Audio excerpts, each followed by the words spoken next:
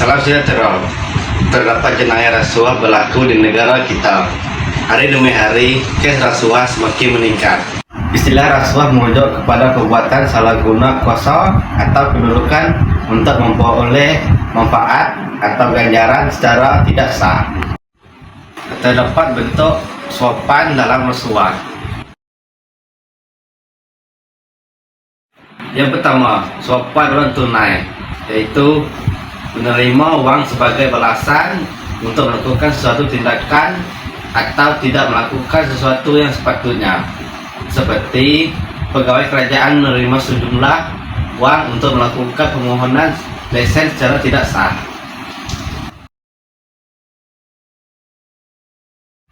Yang kedua adalah jawatan atau kenaikan pangkat.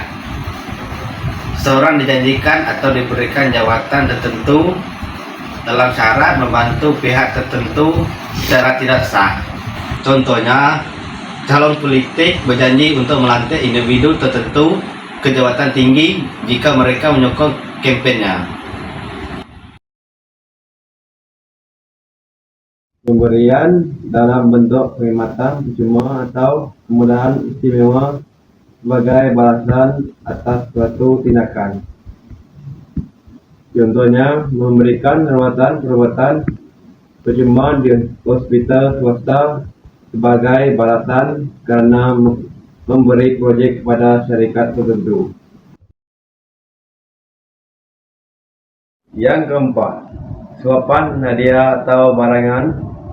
Pemberian dalam bentuk barangan bernilai kepada seseorang sebagai balasan atau dorongan untuk melakukan sesuatu yang memberi manfaat kepada pemberi. Contohnya, memberikan hadiah mahal oleh kontraktor sebagai dorongan untuk meluluskan proyek tanpa melalui proses yang sah. Yang kelima, bonus.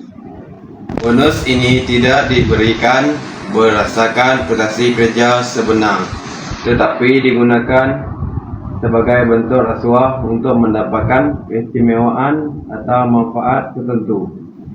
Contohnya, pemberian komisi berlebihan kepada individu yang membantu suatu pihak mendapatkan kontrak atau peluang perniagaan.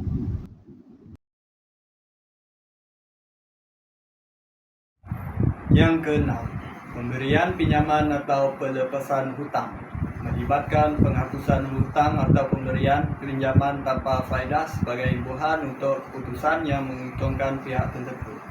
Sebagai contoh, memberikan pinjaman besar kepada eksekutif syarikat sebagai dorongan untuk memastikan syarikatnya dipilih dalam tender. Terakhir, diskon atau potongan harga.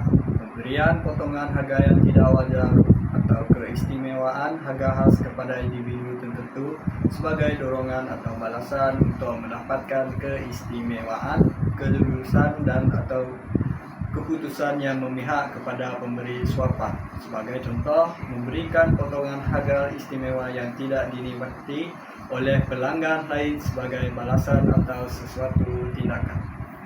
Untuk memberantas rasuah, terdapat beberapa langkah untuk mencegah rasuah.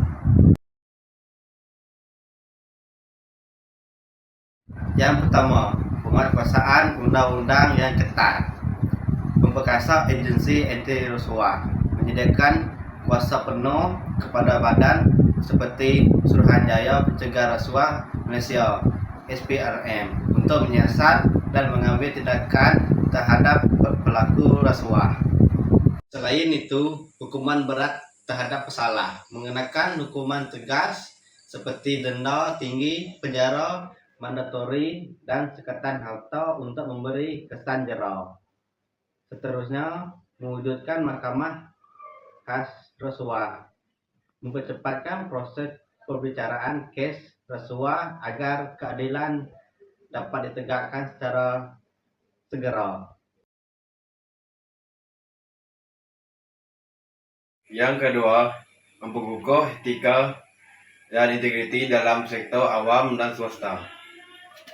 Antaranya, kode etika kerja yang ketat, memastikan semua organisasi mempunyai garis panduan jelas tentang larangan menerima suapan atau hadiah yang mencurigakan.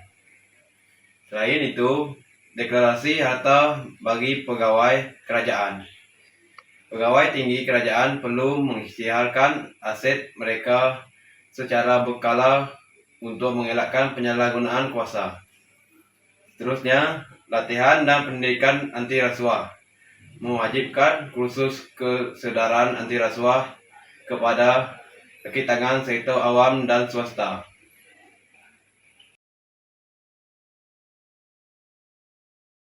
Ketiga, meningkatkan kesadaran dan pendidikan masyarakat.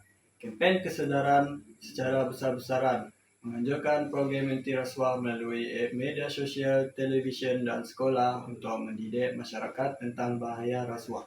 Selain itu, pendidikan anti rasuah sejak sekolah, memasukkan topik etika, integriti, dan bahaya rasuah dalam silibus pendidikan agar nilai-nilai murni dapat dipupuk sejak kecil. Selain itu, pelibatan NGO dan media memberi kuasa kepada badan bukan kerajaan NGO dan media untuk menindakkan serta memantau kes rasuah tanpa sengketa.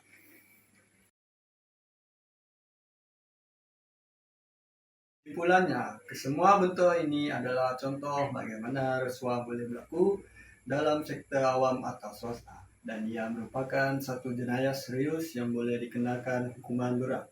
Selain itu, mencegah rasuah memerlukan usaha bersepadu dari semua pihak, termasuk kerajaan, sektor swasta, dan masyarakat. Dengan penguatkuasaan undang-undang yang tegas, sistem pentadbiran yang telus, dan kesedaran yang tinggi dalam kalangan rakyat, amalan rasuah dapat dikurangkan dan dihapuskan secara beransur-ansur.